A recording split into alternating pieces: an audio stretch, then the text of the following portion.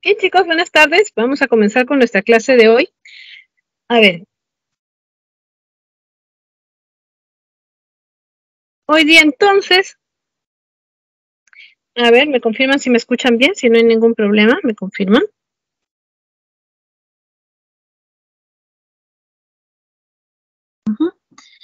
Vamos entonces a comenzar. Hoy ya tenemos que trabajar el contenido de la semana 11 y nos toca ver temas de historia del Perú. ¿Ya? Muy bien. Entonces, vamos a trabajar la segunda parte de lo que es el virreinato y vamos a ver dónde se comienzan a producir estos cambios, ¿no? Y el descontento popular como para poder llegar a este cambio tan importante que va a ser el proceso de la independencia del Perú. Así que vamos a trabajar básicamente esta segunda parte del virreinato bajo el nombre de reformas borbónicas. Vamos también a trabajar estas insurrecciones indígenas y también rebeliones criollas que van a ver en el contexto entre este trance hasta la guerra de independencia con las corrientes libertadoras del sur y del norte. Eso es lo que vamos a estudiar hoy día, ¿ya? Bien, entonces pasemos a la siguiente diapositiva. Muy bien, aquí lo primero que hay que entender es, a ver, respecto a cómo se da pues un cambio en España, sobre todo de, a ver, un cambio de dinastía, es decir, de la familia que tiene el poder, ¿no? ¿Qué es lo que ocurre? A ver, en España ocurre una situación. Usted sabe, pues, de que ellos con la dinastía de los Habsburgo, desde la época de Carlos V hasta la época de su hijo, pues, Felipe II, y así en adelante la dinastía de los Habsburgo estuvo en el poder. Hasta que el último de esta dinastía, ya en el siglo XVIII, va a ser un individuo con tantos problemas de salud que pasaba más tiempo enfermo que gobernando. Y por eso es que fallece tempranamente, no deja descendencia y España entró en toda una crisis de sucesión del trono. De acuerdo a las normas de la época, el que debía sucederlo en el cargo de rey tenía que ser alguien que tuviese características similares, educativas, en edad, ¿no? Al que había dejado el cargo de rey, pero tenía que estar emparentado con él de alguna forma. Como usted sabe, estas familias europeas se habían asegurado de hacer matrimonios convenientes con miembros de otras familias de la nobleza europea, así que habían parientes en diferentes partes, ¿no? Y en este caso en particular, resulta de que habían parientes con las características que se buscaban, tanto en Francia como en Inglaterra, ¿no? Estaban emparentados con miembros de la nobleza de allá y tenían que ponerse de acuerdo los ingleses y los franceses a ver cuál de ellos iban a mandar al próximo rey de España. Entonces, llegaron a un acuerdo y un miembro de la dinastía de los Borbones iba a ir a España a convertirse en rey, mientras que Inglaterra, por dejarle a Francia que mande al miembro de su familia, iba a ganar ciertas libertades en el plano económico y comercial, que al final de cuentas era lo que más le importaba a los ingleses. Entonces, es así como llega una nueva familia, una nueva dinastía a sentarse en el reinado de España, como va a ser la dinastía de los Borbones. Estos van a tener como su representante a la figura de Carlos III de España, ¿eh? Carlos III de España, recuerdan ustedes que él particularmente pertenece al contexto del despotismo ilustrado, un fenómeno que habíamos mencionado nosotros en la clase pasada, ¿no? Y va a tener que aplicar muchos cambios, sobre todo porque Francia e Inglaterra estaban ya por delante de España, que era lo más atrasado que había. Entonces, Carlos III, que pertenecía a la dinastía de Borbón, decide a finales del siglo XVIII hacer cambios en las colonias, en los virreinatos, es decir, administrarlos mejor para España, por supuesto para sus intereses, para poder explotar aún más la región y tratar de ponerse a tono con los tiempos. Entonces, las reformas borbónicas se llaman así porque las va a promover un miembro de la dinastía de Borbón, que es en este caso Carlos III, que ya había cambiado de dinastía, como les cuento, en España. Ese es el motivo por el cual se llaman reformas borbónicas. Entonces, estas van a ser un conjunto de medidas impulsadas por la dinastía de Borbón en España con el objetivo de reestructurar el imperio e impulsar su recuperación económica. ¿Qué buscaba Carlos III? Carlos III buscaba modernizar el Estado implantando un sistema administrativo más eficiente y centralizado. Claro, para España, ¿no? Para robar mejor, para acomodar mejor cómo explotar estos virreinatos. En América, ¿qué cosa buscaba Carlos III? Recuperar el dominio político sobre las colonias, porque lo que ocurría, como usted sabe, en la República de Españoles y en la República de Indios, era que básicamente en la República de Españoles existía esta diferencia entre los peninsulares y los criollos, ¿no? Entonces Carlos III va a buscar que los criollos cada vez tengan menos poder político, ¿no? Que no sean aceptados los cargos públicos, porque él tenía miedo, como había pasado en Europa, que en el seno de la burguesía, que básicamente los criollos eran burgueses, dedicaban a los negocios, tenían dinero y tenían ciertos privilegios por ser parte de la República de Españoles, podían terminar convirtiéndose como los liberales en Europa, que estaban causando pues toda esta corriente de la Ilustración y que no les convenía a los monarcas, a los reyes absolutistas, ¿no? Entonces, por ese motivo había que neutralizar el poder político de los criollos, ¿no? Y también mejorar la recaudación tributaria, o sea, sacarle más plata a la gente todavía. Ahora, vamos a ver qué reformas se van a dar en varios aspectos. Por ejemplo, la reforma política. El cambio que va a promover Carlos III va a ser la reducción de la influencia y cargos públicos de los criollos limeños, lo que les digo, evitar de que se levante una clase liberal. Establecimiento de las intendencias. A ver, claro, el antiguo sistema de los corregimientos va a ser cambiado, pero esto fue motivado por la rebelión de Túpac Amaru II, de quien hablaremos más adelante en la clase. Y también, bueno, que también es una consecuencia prácticamente de la rebelión de Túpac Amaru, que va a ser la creación de la Audiencia del Cusco, ¿no? Porque la Audiencia del Cusco va, o sea, que la audiencia ya no esté concentrada en Lima para que puedan juzgar, ¿no? A los que se levanten, en este caso, en el Cusco, en el interior, ¿no? Entonces, ese va a ser el argumento. Por eso que van a crear una audiencia en el Cusco, o sea, digamos que un anexo del Poder Judicial de la época. Bien, sigamos.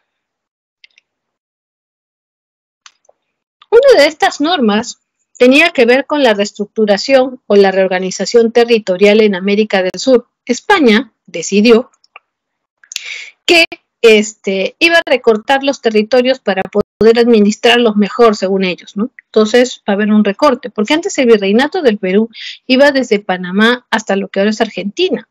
Entonces va a dividir, y acá podemos ver cómo es que quedan con estas nuevas normas. El número 1 sería acá el virreinato del Perú, ¿no? Vea la longitud, ¿no? Y con lo hacen el mapa de ese tiempo. Luego el virreinato de Nueva Granada, que va a ser aquel que comparte ahora territorio de Ecuador y territorio de Colombia.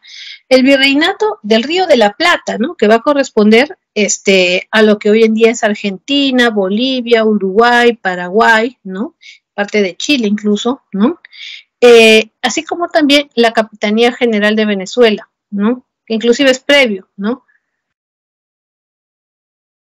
Ya que esta zona fue explorada con anterioridad. Entonces, esta sería la nueva división territorial, ¿no? Porque como usted sabe, bueno, los dominios de Portugal, eso eran colonia de los portugueses, y las Guayanas, todas esas zonas también eran colonias externas, no de, ¿cómo se llama?, de España. Ahora, también el cambio que se va a dar de lo que había sido el antiguo sistema de corregimientos a lo que va a ser el sistema de las intendencias, va a conformarse de la siguiente forma, como vemos acá nosotros en el interior del virreinato. Se estableció una intendencia en el norte llamada la Intendencia de Trujillo, otra que comprendía la parte sierra de Ancash, parte de Huánuco y la Sierra de Lima, como Intendencia de Tarma. La Intendencia de Lima, que estaba integrada desde la costa de Ancash hasta lo que era la costa, todo lo que es Ica, toda esa zona, Intendencia de Lima. La Intendencia de Huancavelica, en el lugar que lleva su nombre en la actualidad. La Intendencia de Huamanga, lo que ahora es Ayacucho, Huamanga es la capital de Ayacucho. Y la del Cusco, también en un espacio inclusive más grande del que ocupa Cusco en la actualidad. La Intendencia de Arequipa, que abarcaba lo que es Arequipa, Moquegua, Tacna y Tarapacá. y la de Puno en la zona altoandina, que comprendía incluso parte de lo que ahora es parte del territorio boliviano. Y la circunscripción militar y eclesiástica de lo que va a ser la Comandancia General de Maynas, ¿no? Un territorio escasamente colonizado, ya que en esta zona habían pues lluvias tropicales y habían lluvias torrenciales, pues y la malaria y todo eso había hecho que no muchos españoles lleguen hasta a las regiones amazónicas, que fueron agrupadas bajo el nombre de Comandancia General de Maynas. Bien. Entonces las intendencias, este nuevo sistema que cambió de los corregimientos a intendencias, fueron divisiones político-administrativas creadas para centralizar el poder. Los intendentes, además de todas las funciones que tenían, también tenían que velar por el desarrollo económico de la región. Reformas económicas. A ver, si las reformas políticas ya sacaban chispas, porque obviamente los criollos estaban molestos que los hagan de lado en esta nueva administración, así como también que comience a cambiar la territorialidad y todo sin tomar en cuenta la opinión de los criollos, entonces las reformas económicas, que van a ser múltiples, también van a caer muy mal en la población. Y con esto me refiero, por ejemplo, a las reformas comerciales, ¿no? Las reformas comerciales van a estar basadas en el establecimiento del Decreto de Libre Comercio del año 1778 en España, ¿no? Este decreto dictaba la apertura de 22 puertos comerciales en América, ¿no? En desmedro de los únicos 3 que funcionaban y que tenían pues el monopolio, que habían sido el puerto de Portobelo en Panamá, Veracruz en México y el puerto del Callao aquí en el Perú. En España, a su vez, también se van a abrir más puertos comerciales. Estaban solo el de Cádiz y Sevilla, bueno, eran los puertos más importantes, donde salían flotas y galeones constantemente aquí a América. Pero ahora vamos a encontrar nosotros que se va a permitir la apertura de 22 puertos comerciales en América y 13 puertos comerciales en España. O sea, quiere decir que estaban aplicando medidas liberales en la economía. En pleno contexto, dése cuenta de qué año son estas normas, de 1778, que nos dan el contexto de la guerra de independencia de las 13 colonias, ¿no? Entonces quiere decir que estas ideas liberales se van a comenzar a aplicar y España tenía esa obsesión pues por modernizarse. Ahora, obvio que va a haber descontento porque se van a cortar varios circuitos comerciales americanos que eran dominados por ciertos liberales, por ciertos burgueses, por ciertos criollos y que obviamente van a ver afectadas sus ganancias porque ahora se abrían más puertos comerciales y el comercio se diversificaba. Producción. Se explotan las minas de Cerro de Pasco y, bueno, a ver, Cerro de Pasco en el departamento de Pasco, Hualgayoc, ¿no? Que es una provincia de Cajamarca, ¿no? Hualgayoc. Y también en la Sierra de Lima, en Huarochirí. Es decir, se va a aumentar la producción, la extracción minera y va a llegar a estas otras regiones, ¿no? ¿Y qué ocurre? Se va a impulsar la minería, o sea que más se metan a sacar metales y van a reducir el tributo. De esa manera, mucho más gente se va a meter en este negocio de la extracción minera y van a pagar. Si bien es cierto, está reducido el impuesto, mucha más gente va a estar en la actividad y España sigue lucrando.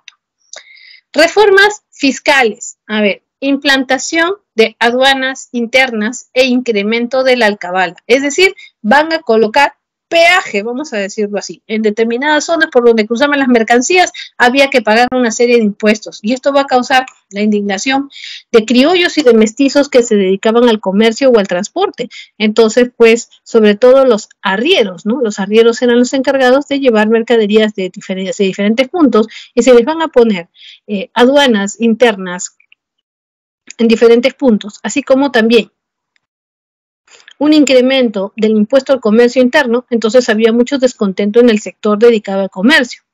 También se aprobó la legalización del reparto de las mercancías. Es decir, que los corregidores, España les daba permiso de vender mercancías entre los indígenas, y lo cual va a ser totalmente escandaloso, como vamos a verlo dentro de un rato. También el cobro efectivo del tributo indígena, es decir, de que se exija que se pague y que se pague en dinero, no necesariamente en canje con trabajo, no, que España lo que quería era plata, ¿no?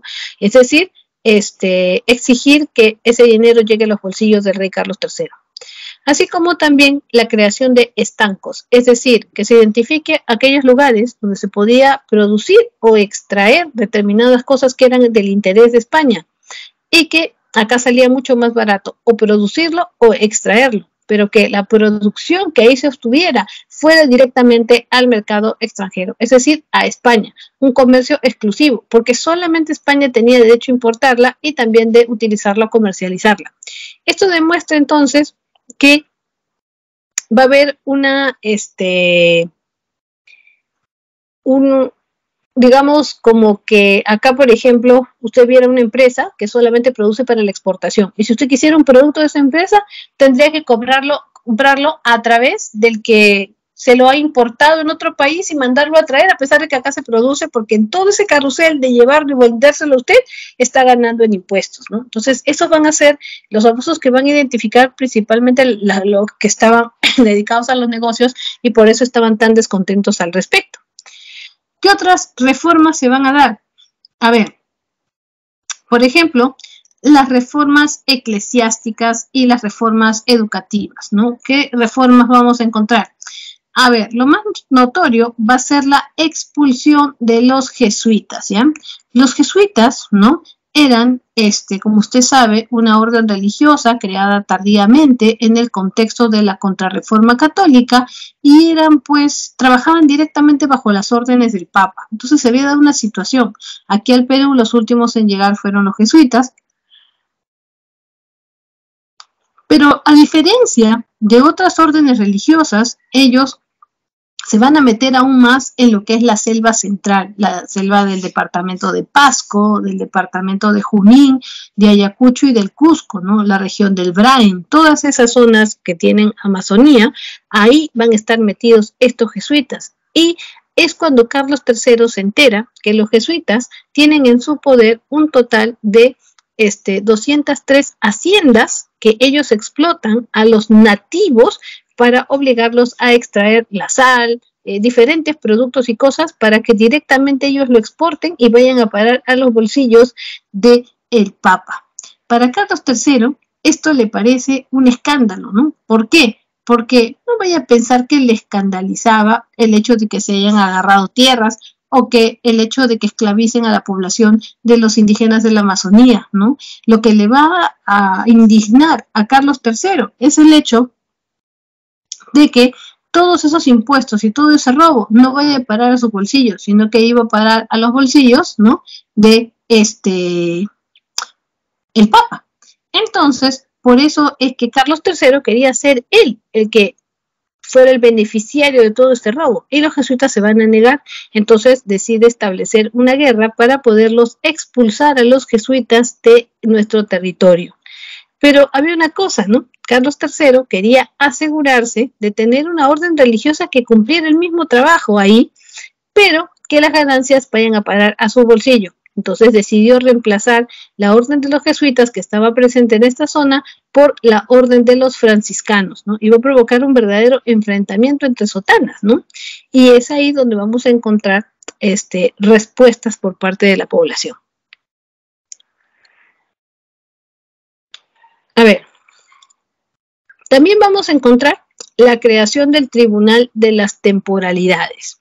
Eso quiere decir de que se va a crear un organismo que es capaz de resolver asuntos que tenían que ver con los peninsulares, sobre todo los que habían tenido cargos políticos, ¿no? Y de las temporalidades, los tiempos que les tocaba quedarse, si podían irse, si podían regresar, ¿no? Solucionar cosas que tuvieran que ver con ellos. Así como también la creación del Real Convictorio de San Carlos, ¿no? El Real Convictorio de San Carlos va a ser una institución religiosa para formar religiosos que, para formar clérigos, estaba ubicada en lo que era la mitad de lo que es ahora el Centro Cultural de San Marcos, la casona de San Marcos, ¿no? Entonces, en esa otra mitad se creó el Real Convictorio de San Carlos para educar a los futuros clérigos. Así que esa va a ser una de las reformas educativas ligado a lo eclesiástico, ¿no? ¿Qué es lo más importante de todo esto? ¿Cuáles van a ser las consecuencias en la población y por lo tanto, ¿cómo es que van a reaccionar ante estos cobros y estas leyes nuevas? A ver, va a haber un incremento de la presión fiscal sobre la población. ¿Qué cosa quiere decir? Van a sacarles más plata, van a pedirles más impuestos. Hay un aumento también de la competencia comercial, obviamente, con esto de hacer nuevos puertos comerciales, va a cambiar, ¿no?, el movimiento económico en la zona, así como también un gran descontento popular y una serie de rebeliones antifiscales que son las que vamos a trabajar pues a continuación.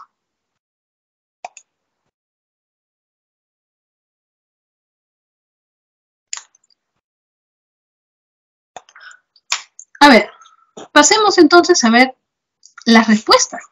Era obviamente que la gente no se iba a quedar tranquila, ¿no? Vamos a ver cuáles son las primeras reacciones y particularmente hacia qué leyes y qué cosas es que la gente va pues a reaccionar. Tenemos, a ver, de estos levantamientos, de esas insurrecciones andinas del siglo XVIII, vamos a conceptualizarlo como levantamientos populares contra el incremento de la explotación de la población indígena y el alza de las cargas fiscales. O sea, hay ahí una respuesta a la explotación de los nativos y también a los cobros de nuevos impuestos. Y todo esto en el contexto de las reformas borbónicas. Esa va a ser su respuesta. Tenemos una que responde al avance de los jesuitas, ¿no? A ver, tenemos la rebelión de Juan Santos Atahualpa, ¿no? Vamos a hablar de este personaje que es tan importante. Él va a establecer un levantamiento que va a durar entre 10 y 12 años, ¿no? Vamos a ver por qué, quién hizo, quién fue. Juan Santos Atahualpa era un indígena que había nacido, muy probablemente creen sus biógrafos, en lo que es la parte amazónica del Cusco. Él va a recibir una formación por parte de los jesuitas y le van a dar un nombre cristiano, Juan Santos, ¿no? Pero él va a colocarse como apellido Atahualpa para, según él, era un descendiente lejano de Atahualpa. Sin embargo, eso no se ha podido comprobar y por lo tanto podemos decir que tomó el apellido como un asunto reivindicativo nomás. Por eso tomó el nombre de Atahualpa como si fuera pues un apellido. A ver, ¿qué ocurrió? ¿Qué pasó? A ver, Juan Santos Atahualpa, que había sido prácticamente educado por los jesuitas, se había vuelto un fanático religioso, ¿no? Y dominaba lenguas indígenas, dominaba el castellano y dominaba el latín, y se había aprendido pasajes completos de la Biblia de memoria. Por eso es que estos jesuitas se lo van a llevar a predicar, ¿no?, la religión, incluso al norte de África, estuvo en España, ¿no? Y cuando estuvieron de regreso estos jesuitas, se van a topar que la nueva norma era de la expulsión de los jesuitas, ¿no? Y por lo tanto les correspondía salir. Obviamente Juan Santos Atahualpa en un primer momento va a sacar cara por ellos. Y al darse cuenta que Carlos III estaba promoviendo la entrada de los franciscanos, entonces lo que va a hacer es apoyar en un primer momento a los jesuitas. Pero luego se va a dar cuenta de todo el destape de los abusos, tanto de los jesuitas como lo que pretendían hacer también los franciscanos, sobre todo con los indígenas de las comunidades amazónicas, a quienes los tenían en calidad de mitayos, sacando sal a favor de los españoles. Entonces, esta explotación en situación de esclavitud lo hizo darse cuenta de la situación, además de la presencia de epidemias que empezaron a suscitarse por la entrada de estos españoles, que se va a dar de una forma muy violenta en ese momento. Entonces, es ahí donde Juan Santos Atahualpa decide defender a las etnias nativas, identificándose como un miembro de ellas, y va a encontrar importantes alianzas con miembros de diversos grupos amazónicos, ¿no?, formando una alianza amazónica en general. Y van a hacer una serie de guerrillas, es decir, el conocimiento que ellos tenían del territorio les va a permitir poder hacer las emboscadas a los españoles, a los jesuitas, a los franciscanos, e impedir su avance, ¿no? Ese va a ser el concepto. Entonces, van a tener importantes victorias sobre las fuerzas realistas, es decir, contra estos que defendían estas reformas de la realeza, ¿no?, los realistas, ¿no? Y esta guerra se dice que nunca fue sofocada, es decir, aquí no va a haber ganadores ni perdedores, porque lo que ocurre en realidad es que Juan Santos Atahualpa se internó mucho en la Amazonía y terminó ya haciéndose inubicable, ¿no? Pero fue durante 10 años, ¿no?, el terror de los españoles en la zona, ¿no? Entonces, esta es la rebelión que más se conoce como el mayor antecedente, ¿no? Y este personaje de Juan Santos Atahualpa es toda una celebridad allí en la Selva Central, ¿no? Si usted viaja a la Selva Central, se va a dar cuenta de que hay muchas instituciones que se llaman así, va a encontrar monumentos, comunidades, y que ha quedado, ¿no?, esa unión entre las etnias amazónicas, a pesar de tener diversos orígenes, como para que puedan participar de decisiones populares, comunidades interétnicas, ¿no? Esto nos hace pensar, ¿no?, de que qué poco se conoce el Perú. Por eso hay que conocer su historia, ¿no? Por eso que cuando se acusa a las poblaciones indígenas, a los grupos nativos del país, de estar manipulados, de seguir ideas ajenas, de ser terroristas, de tener una ideología comunista, marxista, muchas de esas personas son incluso analfabetas, pero tienen un valor muy, muy importante, una conciencia del grupo étnico al que pertenecen y toman sus decisiones de manera grupal y se respetan entre grupos y toman decisiones conjuntas, ¿no? Lo vemos históricamente que se ha dado, como en este caso de el levantamiento de Juan Santos Atahualpa, ¿no? Entonces, ese profundo desprecio, ¿no?, que tiene este sistema colonial en el cual todavía vivimos, ¿no? Parece que este asunto de la independencia y todo fue solamente cosa de un momento, porque hemos vuelto a tener sobre todo lo peor, una mentalidad colonizada, ¿no?, que es peor que estar con cadenas o obligado ahí. Cuando tu mente está así, ya estás arruinado porque tienes tú las propias, te has echado las propias cadenas encima, ¿no? Y ese es el profundo desconocimiento de cómo funciona el interior de nuestro país. Por eso es que ahora, como usted ve, no saben qué hacer, ¿no? ¡Ay, qué barbaridad! No sabemos qué pasa. Tanto estudio en el extranjero, tanta plata, y no son capaces de entender la tierra que han usurpado y en la que viven, ¿no? De cómo en realidad las comunidades históricamente han sabido aliarse cuando han encontrado pues un daño, un enemigo común. Entonces vemos ese ejemplo en Juan Santos Atahualpa. Y luego tenemos a la rebelión de Túpac Amaru II. A la rebelión de Túpac Amaru II la llaman la rebelión indígena más importante del continente americano. Si usted mañana o más tarde sale al extranjero a hacer sus intercambios académicos, sus estudios, una beca, alguna pasantía o de turismo, una de las cosas que los extranjeros le van a preguntar, sobre todo aquellos que están en el ámbito universitario, es por la cultura incaica, por lo que significa, ¿no?, todo este pasado inca, toda esta rica cultura de nuestro país, y además este caso particular que les enseñan en los colegios allá sobre Latinoamérica, la rebelión más importante, ¿no?, de América, que va a ser la de Túpac Amaru II. Entonces, sería muy triste de que esas personas extranjeras supieran más del Perú que usted mismo, ¿no? Pero, ¿por qué es tan importante Túpac Amaru? ¿Por qué pasa a la historia de esa manera? Veamos la datación, ¿no? La rebelión de Túpac Amaru se va a centrar entre 1780 y 1783.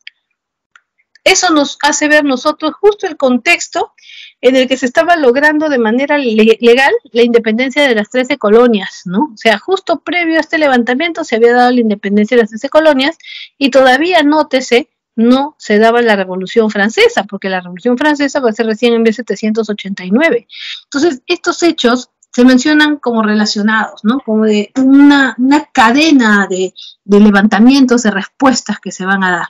Ahora, Túpac Amaru II no era su nombre, él se llamaba José Gabriel Condorcanqui y había recibido, ¿no?, en su adultez este apodo de Túpac Amaru II por como aquellos que recordaban de la oralidad la grandeza de Túpac Amaru I, ¿no?, y que decían que él se parecía mucho, tenía su personalidad, la gente lo respetaba mucho. Túpac Amaru II, o sea, José Gabriel Condorcanqui, en realidad era un personaje mestizo. Sus dos papás, ¿no?, eran mestizos, aunque la ascendencia indígena de su madre era mucho más fuerte, ¿no? ella era una especie de descendiente de Túpac Amaru I, ¿no? En varias generaciones en adelante, y era quechua hablante y formaba parte de la nobleza indígena, ¿no? Estaba ligado al grupo, y ella, pues, se había casado con el papá de José Gabriel Condorcanqui, que era mestizo, pero básicamente tenía ascendencia española y tenía tierras, ¿no? Y tenía, ¿cómo se llama? Poder económico, y habían formado un matrimonio mixto. Y ahí había nacido Túpac Amaru II o José Gabriel Condorcanqui, que era un mestizo, ¿no? Entonces, para esa época es muy importante conocer y resaltar el aspecto de la etnicidad, ¿no? ¿Es relevante para la época colonial? Sí, porque tu familia, tu raza, entre comillas, ¿no? Un término de esa época, y tu oficio te definía. Entonces, había cosas que tú, por tu origen étnico, por más que tuvieras dinero o lo que fuera, no podías acceder, ¿no? Recuerden que estaba dividido en República de Españoles y República de Indios, ¿no? Entonces, como mestizo, si bien es cierto, había gozado de abundancia por parte de lo que significaba la herencia de su papá, también tenía culturalmente una identificación muy fuerte con lo que era lo indígena. Túpac Amaru II dominaba el quechua, había sido la lengua de su madre, por eso ella le había transmitido, le había hablado el quechua desde que había nacido. Se había educado en un colegio religioso con los padres dominicos y se había vuelto un ferviente cristiano. Dominaba el castellano, el quechua y también el latín. Y se había obsesionado mucho con el personaje, sus biógrafos lo mencionan, de Moisés, a quien reconocía que tenía una similitud con él, ¿no? Porque él se reconocía como un personaje de dos sangres, de dos mundos, así como Moisés era hebreo, pero había sido educado por los egipcios, ¿no? Entonces, cuando él creció, por su carácter sereno, era un tipo bastante derecho, la gente lo respetaba y recurría a él a solucionar problemas, siempre buscando consejo y protección. Él, por eso es que se gana el apelativo de Túpac Amaru II, ¿no? Ahora imagínense lo que es tener un apelativo de ese nivel, lo que espera la gente de ti. Entonces hay que prestarle atención a ese detalle, no es como si a ti te apodaran, no sé, ¿no? Por ejemplo, que eres Jesucristo, ¿no? O que te apodaran, no sé, como un personaje que puede ser muy virtuoso. Entonces como que te ponen en compromiso, ¿no? Y eso pasaba con Túpac Amaru II. Ahora, él, en el momento que se va a dar esta rebelión, que vamos a ver, tenía un promedio de 38 años, más o menos. Él tenía el oficio de arriero, a eso se dedicaba, o sea, era transportista. Él llevaba y traía mercaderías de la zona de el Cusco al altiplano, ¿ya? Entonces, él era un arriero, tenía 150 mulas, ese era su capital, como que alguien tuviera ahora pues 150 mototaxis para hacer transporte y de llevar y traer cosas, ¿no? Entonces, él tenía sus recursos, era arriero y trabajaba con sus 3 hijos varones, ¿no? Los dos mayores eran adolescentes, el otro todavía era un niño, y estaba casado desde muy joven con Micaela Bastidas, ¿no? Micaela Bastidas era una mujer también con una peculiar situación étnica, porque si bien es cierto, siempre Micaela Bastidas se le va a representar como una mujer indígena, delgada, de baja estatura, ¿no? En realidad, cuando vemos la etnicidad de Micaela Bastidas, ella pertenecía a una casta, es decir, que era discriminada por su origen. Ella tenía en su composición genética sangre indígena y sangre de afroperuanos. Ella era para la colonia lo que le llamaban ser samba, y por eso era discriminada, porque era una mezcla prohibida para los españoles, que odiaba que se mezclaran los indígenas con los africanos, porque sabían que podían hacer un grupo más grande y al ser superiores en número podían traérselos abajo, ¿no? Entonces, quiero que entienda el estigma con el que crece Micaela Bastidas. Y ella era una mujer efectivamente de baja estatura, delgada, pero muy fuerte, muy valiente, y que tenía un carácter que contrastaba con su apariencia frágil, ¿no? Y frágil no era. Entonces, ella estaba casada con Túpac Amaru II, y esto nos lleva a entender muchas situaciones de las cuales por qué él se levanta. Una de las características más importantes del levantamiento de Túpac Amaru es que este movimiento era, si bien es cierto, anti fiscal, anti colonial, tampoco era un movimiento que buscaba separatista, o sea, independentista, ¿no? Él quería hacer reformas, pero querían mantener este vínculo con la corona, sobre todo porque la mayoría en este caso, gente como él, eran mestizos, ¿no? Y tenían estas dos sangres. Pero en el caso particular de este levantamiento, vamos a encontrar de que él tenía un cargo muy importante, ¿no? Como él venía pues de esta mezcla de nobleza indígena con gente de sangre española, él se le había otorgado el cargo de ser cacique, pero no de un pueblo, sino de 3 pueblos. Tenía 3 cacicazgos bajo sus órdenes, ¿no? Y él le tenía que rendir explicaciones al corregidor del Cusco. Entonces, Túpac Amaru II va a gestar un levantamiento anticolonial, pero sobre todo multiétnico, porque recuerden de que él tenía muchos pueblos indígenas y él era de sangre indígena y se entendía con ellos en quechua, a quienes lo van a respetar y seguir. Entonces ahí estaba el movimiento indígena. También tenía el respaldo de otros mestizos que eran también caciques, ¿no? Y que también muchos eran arrieros y comerciantes como él. O sea, un grupo de mestizos. También va a tener el apoyo de un grupo grande de criollos, que eran básicamente sus clientes y que también estaban preocupados por esta situación. Y también va a tener el apoyo de afroperuanos, porque los afroperuanos estaban emparentados con él por parte de su esposa, se da cuenta, ¿no? Entonces, por eso es que su movimiento es tan importante. ¿Cuáles van a ser las causas por las cuales se va a levantar? Por la escandalosa explotación a los mitayos, ¿no? Especialmente en la mina de Potosí, en lo que ahora es Bolivia. Aumento de los gravámenes, por supuesto, ¿no? Los impuestos que se habían aumentado, así como también el establecimiento de aduanas internas que hacían que cada cierto cambio de territorio tuvieran que pagar impuestos, hizo de que el que se dedicaba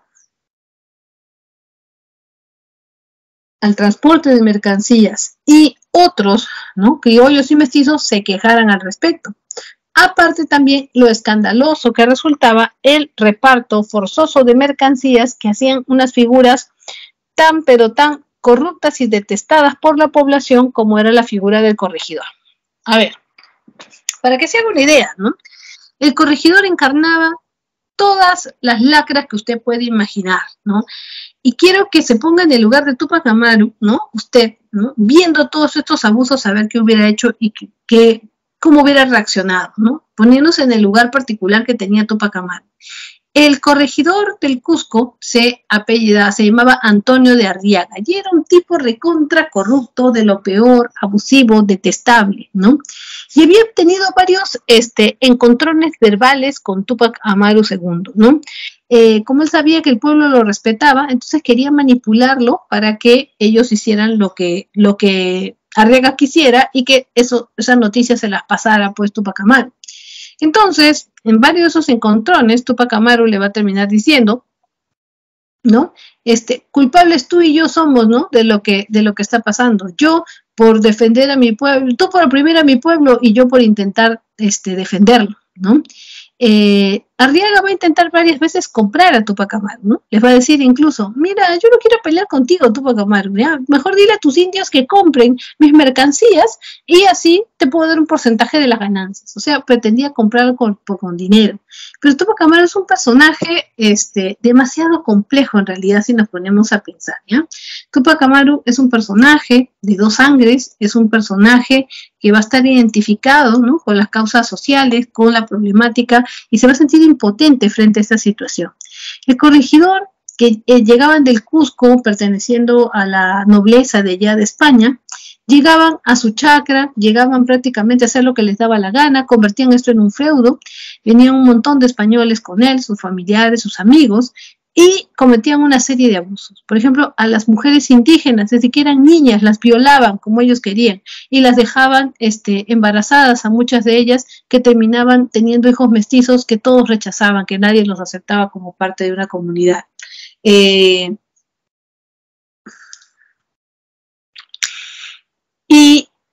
Era terrible lo que habían hecho estos españoles, ¿no? Que era introducir a la comunidad en el vicio del alcoholismo, ¿no? Eso va a ser una de las tácticas más importantes que van a aplicar, porque se dieron cuenta, y decían ellos, que los indios no tenían vicios, ¿no? Y que eso era peligroso, por eso que había que volverlos adictos a algo, en este caso que le agarren vicio al alcohol. Por eso es que estos corregidores mandaban a traer el aguardiente más barato que encontraban en Europa y les pagaban lo de ser indios mitayos que los tenían por trabajos forzados con aguardiente o con mercancías que quería deshacerse y ganar plata el corregidor, ¿no? Entonces, de esa manera se fue condicionando al alcoholismo poco a poco a la población, hasta hundirla completamente en ese vicio, ¿no? Y poderlos tener controlados, ¿no? Y así nosotros nos vamos a dar cuenta, porque usted se puede poner a pensar, a razonar, acerca de cómo se puede manipular a las masas a través de insertar vicios para que la gente no pueda organizarse, ¿no? Y usted ahí se va a dar cuenta, como joven que es, que la mayoría de los vicios, ¿no? Con que los más ricos y los políticos y las clases poderosas quieren seducir a la gente, es básicamente dirigido a la gente que tiene la edad de usted. Porque la gente que tiene la edad de usted, que son jóvenes, que están encaminándose hacia esa etapa de la juventud, tienen toda la fuerza y toda la vida por delante. Y no hay peor miedo que el de las élites de la gente de su edad.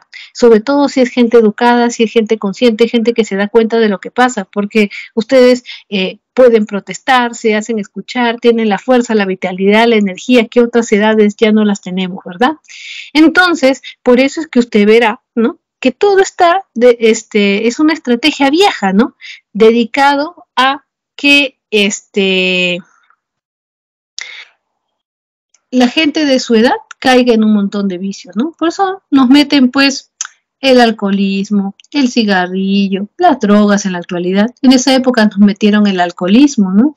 Nos meten la adicción a los videojuegos, te meten la adicción a los streamings, te meten la adicción a la pornografía, a lo que sea, ¿no? Hoy en día en Estados Unidos está de moda la droga del fentanilo, que es 300 veces más adictiva que la heroína y está matando gente en las calles como perros, ¿no? Así, porque neutralizan de esa manera al único grupo humano que puede salir a defender a todos los demás, ¿no? Una vez que se le pasó la juventud o se murió en el intento, usted ya no es peligroso, ¿no? Y si logra sobrevivir a eso, tiene la salud menguada, es un vicioso, está endeudado, está lleno de problemas legales, y lo único que le queda es trabajar como un esclavo para pagar sus deudas o subsistir malamente, neutralizado, ¿no? Y esta estrategia que usted puede ver hasta la actualidad es vieja, y eso lo van a intentar aplicar los españoles, solo que les fue muy difícil obligar a los indígenas a alcoholizarse, pero al final lo consiguieron. Y terminaron convirtiendo lo que había sido el imperio incaico en esta feria de destrucción, ¿no? Y eso tenía que ver gente como Túpac Amaru II. Entonces podemos entender el porqué de su levantamiento. Bien. A ver, ¿qué ocurre con este levantamiento de Túpac Amaru II? Bien, él se va a replegar entonces a la zona, a ver, va a ocurrir la captura de Antonio de Arriaga, ¿no? Y lo va a someter a un juicio público en Tungazuca, que era su cacicazgo de Túpac Amaru II, en el año de 1780, y va a dejar que la gente lo juzgue por todos los crímenes y las cosas que cometía, y que la gente decidió que se le diera pena de muerte. Y de esa manera lo mataron a Antonio de Arriaga en Tungazuca, cuando Túpac Amaru le ordena a un esclavo de Arriaga que lo mate. Y de esa manera, pues, le entrega prácticamente al pueblo, ¿no? Este personaje tan nefasto. Bien. A ver, ya sabía que iba a aparecer ese comentario. Debe haberlo escuchado. Y le voy a decir una cosa, ¿no?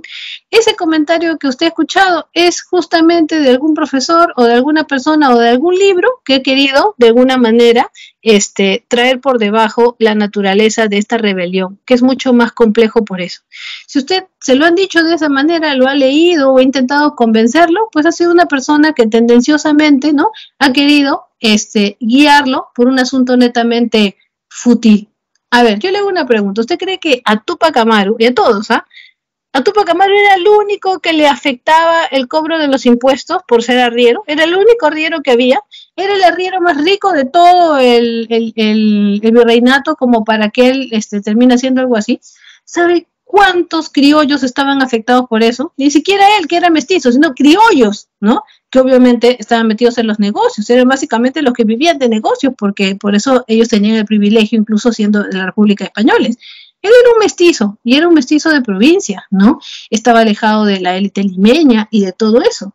Entonces, decir, ¿no?, se rebeló más solo, ¿no?, por los impuestos, es ser bastante mezquino, porque estaríamos dejando de lado. Por eso yo les doy aspectos biográficos, porque me interesa que usted entienda el personaje. Hemos hecho lo mismo cuando hemos analizado a Cristóbal Colón o hemos analizado a Pizarro, ¿no? ¿Usted cree? Mire, si Túpac Amaru hubiera sido un criollo, quizá yo podría haber dicho, claro, ¿no?, le fastidiaba los impuestos, porque obviamente al ser un criollo tenía privilegios, entonces no había otra cosa que le fastidiara, ¿no? ¿Qué le podía fastidiar a un criollo, no? Claro, estar por debajo del peninsular. A un peninsular, ¿qué le podría fastidiar también aquí? Que le cobraran más impuestos, porque ellos tenían los privilegios, ¿no? Pero Túpac Amaru, ya con él se le había negado, por ejemplo, ¿no?, por su origen, los mestizos no podían acceder a cierto nivel de educación, llegaban hasta un punto nada más. También él no podía acceder a tener, por ejemplo, cargos políticos altos, solamente le daban el hecho de ser de tener 3 cacicazgos, sí, cacicazgo era importante, pero formaba parte de la República de Indios, o sea, no lo consideraban un blanco por ningún lado. Entonces, habían varias cosas que él veía obviamente como unas injusticias, y más aún cuando veía de cerca. Imagínense lo que es ser alcalde de 3 pueblos al mismo tiempo. Él lo era, ¿no? Era cacique de tres pueblos. Y por supuesto que se va a indignar. ¿Ustedes creen que no se indignaba al ver niñas violadas por los españoles? Todos los veían, y por supuesto que le tenía que arder a él, porque ¿sabes qué? Él era, al ser el cacique, y al ser, imagínense, tener un apodo o un sobrenombre como Túpac Amaru II, la gente lo identificaba con la grandeza del primero, que era un ancestro de él, y venían y se quejaban. Él era el receptáculo de todas estas quejas. Póngase usted en su lugar, ¿no? ¿Cómo se sentiría? Por supuesto que le afectaba lo de los impuestos, por supuesto que sí, ¿no? Ha aumentado el costo de vida, sí, a todos nos afecta. Pero no todos fueron Túpac Amaru. ¿Qué tenía él en particular entonces que levantarse? Entonces ahí nosotros tenemos que hacer una visión más profunda, ¿no? No algo tan superficial. Ay, le dolió el bolsillo y por eso se levantó. Ay, sí, por eso arriesgó a que lo mataran de esa manera tan brutal. ¿Creen que no sabía cómo iba a terminar? Por supuesto que lo sabía, y aún así lo hizo, ¿no? Usted lo hubiera hecho en esa época, lo hubieran hecho la gran masa. ¿Qué pasó con los criollos? ¿Ah? ¿Cuántos se levantaron con él? ¿Y cuántos fueron más bien serviles de los españoles? Entonces, es demasiado reduccionista y no tomar en cuenta los aspectos biográficos de su situación particular, decir que solamente fue por los impuestos, o que bueno, pues porque le dolió el bolsillo, o fue por eso se rebeló, ¿no? No, es bastante mezquino, y yo sé que ese pensamiento no es suyo, alguien se lo ha dicho, se lo han comentado, y sí, porque tengo conocidos, ¿no?, y que hablan de esa manera, y saben de dónde viene esa visión, de la visión más criolla, ¿no? Juzgar a un personaje sin tomar en cuenta su historia. Eso es totalmente absurdo, no podemos hacer eso. Hasta, por ejemplo, en los juicios, ¿no? Cuando si usted va a ser abogado, uno de ustedes, por decir, ¿no?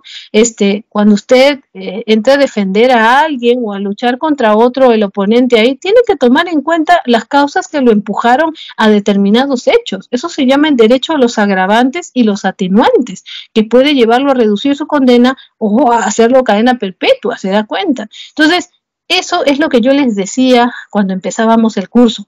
Tener en cuenta el contexto, no solamente el hecho, ¿no? Porque estaríamos cayendo en la superficialidad. Los personajes históricos son complejos porque responden a sus propias necesidades, responden a su contexto. Y algo tan importante en esa época, y vean, hasta en la actualidad, la etnicidad, ¿no? Usted sabe muy bien, es horrible y es doloroso, lo sabe muy bien, ¿no? Que nosotros, que no pertenecemos a las élites, no somos hijitos de papi, de apellido, no somos de familias de pitucos, si tuvieran que matar a alguien en las calles seríamos nosotros y encima nos dirían que somos terroristas para justificar nuestras muertes, ¿no? Si es que no desaparece nuestro cadáver y ninguna prensa hablaría de nosotros, ¿no? Pero si fuera alguien, ¿no? De las élites, de los grupos acomodados, ahí cambiaría la cosa, ¿no? Así como usted sabe eso, Tupac Amaru también lo sabía, ¿no? Entonces, ¿por qué tendríamos, ¿no?, que juzgarlo como si él hubiera pertenecido a la élite criolla o hubiera sido un peninsular? Entonces, ahí tenemos que pensar 2 veces en esa situación. ¿Ah? Eso es lo que hay que tener en cuenta. Bien, entonces, Tupac Amaru se levanta de esta manera y cuando en España se enteran, ¿no?, de que han matado a Arriaga y que ha sido Tupac Amaru, España reacciona de esta manera. Mire, siendo él mestizo, ellos dicen, ve, eso es a lo que yo voy, justo acá está la clave. España lo tomaba en cuenta mientras creían que él podía ser, ¿no?, bueno, útil como cacique, lo usaban por su etnicidad como mestizo, ¿no?, para que él sea cacique de 3 comunidades y esté al servicio de Arriaga. Pero cuando llega la noticia que Arriaga ha sido asesinado de esa manera, entonces ya él no era un mestizo para los españoles, se convierte en un indio, porque eso es lo que dicen. ¿Cómo es posible que un indio mate a un peninsular? ¿Se dan cuenta cómo sale a relucir lo racial? Y como pasa ahora también igualito, ¿no? Porque para unas cosas nos dicen que somos gente y nos valoran, y para otras cosas nos tratan como indios, ¿no? Como si fuéramos animales y así nos catalogan, ¿no? Igualito, es la misma lógica colonial. Entonces, eso es lo que dice España, ¿no? Hay que reducir ese levantamiento de ese indio. Eso es lo que hace España. ¿Y qué hace? Mandan fuerzas, todo, para enfrentarse con él, a sus militares. Pero lo que no había contado España es que no tenía idea la cantidad de gente que estaba apoyando a Tupac Amaru. Y ahí viene todo este asunto de la etnicidad. Lo apoyaban los africanos condenados a la esclavitud, que eran sus parientes por parte de su esposa. Lo acompañaban los indígenas, bajo los cuales él tenía cacicazgo, y la gente que lo va a apoyar. Lo acompañaban otros mestizos que también eran caciques en otras regiones. Lo acompañaban incluso criollos, que eran sus clientes, y que ellos sí estaban más preocupados por el asunto de los impuestos, porque era lo único que los perjudicaba, ¿se da cuenta? Porque al ser blancos, ellos creían que era natural que a los indios los trataran de una manera, pues así como animales, ¿se da cuenta? Entonces cada quien tenía sus intereses. Pero el problema es que él era un personaje mestizo y sobre él reposaba mucha responsabilidad. Entonces, por eso les digo, siempre tengan en cuenta en las épocas coloniales y hasta la actualidad el asunto de la etnicidad, porque esa suele ser la respuesta de todo, por desgracia. Es horrible, no estoy diciendo que esté de acuerdo, pero así era y así es. Bien, entonces, Tupac Amaru, ¿no?, va a ser puesto en el ojo de la tormenta y España dice, no, vamos a mandarles pues los refuerzos, todo ahí, y se enfrentan en Sangarara, que quedaba al sur del Cusco. Lo que España no contó es que eran tantos, ¿no?, que aunque desarmados y solo con piedras y palos, eran muchísimos como para reducir a los españoles que los mandaron a enfrentar. Entonces, estos pocos españoles que quedaron, desarmados, se metieron en una iglesia, la iglesia de Sangarara. ¿Y qué cosa hizo los tupacamaristas, la gente, los levantados? Le pusieron, cerraron la iglesia por afuera y les prendieron fuego. Y ahí pasa una cosa, ahí hay un quiebre, ¿no? Los criollos que estaban apoyando a Tupac Amaru dicen, no podemos apoyar. ¿Pero por qué? ¿Por qué realmente les escandalizaba esto? ¿Usted cree que si hubieran incendiado indígenas en la iglesia les hubiera importado? No les hubiera importado. ¿Por qué se asustaron? Porque vio que habían quemado blancos, habían quemado españoles en esa iglesia. Entonces ellos dijeron, no, porque estos indios lo que quieren, y ahí sacaron a reducir su etnicidad, volvemos al asunto, quieren es renacer el imperio inca y nosotros no tenemos lugar en eso, entonces ya no apoyamos a Tupac Amaru. Entonces ahí se salieron los criollos y dejaron de apoyarlo. Recuerden que los criollos sí estaban interesados en el asunto de reducir los impuestos, esa era su única motivación, porque ellos no sufrían discriminación racial, ¿se da cuenta? Entonces eso es lo que hay que notar. Entonces ya se quedaron pues los indígenas, otros mestizos y los afroperuanos que van a apoyar. Seguía siendo un movimiento bastante grande y peligroso para los españoles. Entonces es ahí donde sienten otra estrategia. Dicen, ya, vamos a mandar pues a alguien que se encargue específicamente de este asunto, y deciden mandar al famoso comendador Areche para que se encargue personalmente de Tupac Amaru. ¿Y qué cosa es lo que hace este tipo, no? Dice, no, pues enfrentarnos entre los españoles, nosotros, con Tupac Amaru y su gente, va a ser, vamos a estar en desproporción porque somos menos. ¿Qué vamos a hacer? Miren su estrategia. Vamos a enfrentar indios contra indios. No va a faltar algún cacique que sea más favorable a la corona española y que quiera enfrentarse a Túpac Amaru. Y ahí viene lo más triste, muchachos, ¿no? Que logran aliarse ¿con quién? Con un cacique muy felipillo, muy arrastrado, ¿no? Y que él no era mestizo, él era indígena, o sea, siendo indígena, estando más cerca todavía de las necesidades populares, siendo discriminado y todo, Mateo Pumacahua ahí se pone felipillo y les besa las patas a los españoles. Y se enfrenta, ¿no? Contra Túpac Amaru, lo que decían los españoles, que se peleen entre ellos, indios contra indios. Esa va a ser su concepto. ¿Ah? Entonces, en este enfrentamiento, ¿no? Los van a menguar de alguna manera, pero lo más notorio, ¿no? Va a ser lo siguiente, que van a haber problemas de cómo racionalizar, digamos, esta lucha que era desordenada. Entonces, Micaela Bastidas, que era una mujer de un carácter muy fuerte y que era lideresa de este movimiento junto con Túpac Amaru, se pone de acuerdo a discutir cuál va a ser el siguiente paso, ¿no? ¿Qué pasaba? Así como estaba pasando esto en el Cusco, allá en la zona del altiplano, en lo que ahora es Bolivia, se había levantado también una rebelión que era la de los hermanos Katari. Y los hermanos Katari van a terminar siendo asesinados, o sea, también va a haber represalias contra ellos allá en lo que va a ser Bolivia, ¿no? En la actualidad, la zona del Alto Perú. Entonces, Túpac Amaru dice, no, ¿saben qué? Vamos a hacer un movimiento conjunto, vamos a ir rumbo al altiplano y vamos a unirnos con todos ellos que quieren lo mismo y vamos a venir a sitiar el Cusco. Y Micaela Bastidas le dice, no, Túpac Amaru, no podemos hacer eso, porque si hacemos eso, los españoles saben toda la ruta que tú tienes donde te mueves al altiplano, entonces en alguna parte del camino nos van a interceptar. Túpac Amaru se puso terco en hacer eso y efectivamente, dicho y hecho, ocurrió eso. Los interceptaron en la ruta y fueron tomados prisioneros y con esto viene la derrota de Túpac Amaru II y este levantamiento, porque van a ser llevados a la Plaza del Cusco donde van a ser asesinados, ¿no? Todos aquellos vinculados a este levantamiento, conocido como tupacamaristas, van a ser ahorcados en la plaza pública. Túpac Amaru y su hijo mayor habían sido torturados en la noche, se les había cortado la lengua, porque ellos no llegaron a delatar a sus cómplices, ¿no? Y así desangrándose fueron llevados a presenciar el espectáculo terrible de ahorcar a los miembros de este levantamiento, ¿no?